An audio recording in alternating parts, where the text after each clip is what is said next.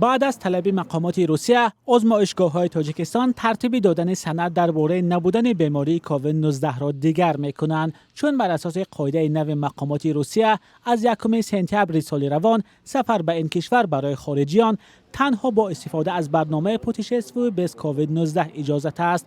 تا این وقت خارجیان می توانستند با گواهنامه تشخیص طبی نداشتن کووید 19 وارد روسیه شوند. اکنون آنهایی که می‌خواهند به روسیه روند باید چیکار کنند؟ شما می توانید برنامه پوتشستوی без ковид در تلفنتان نصب کنید.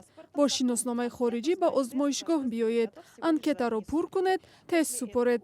نتیجه تشخیص بعد 1 روز آماده می شود.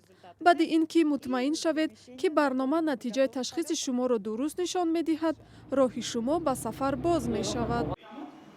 نرخ تشخیص در آزمایشگاه گماتس 135 سومانی است. وزارت تندرستی تاجیکستان گفت که چنین تشخیص را در آزمایشگاه قریه بالا هم سپاریدن ممکن است. با گفته پزشکان باید تشخیص 72 ساعت پیش از پرواز به روسیه انجام داده شود. برخی از آنهایی که به روسیه رفتند از ترتیب نوی ورود آگاهند.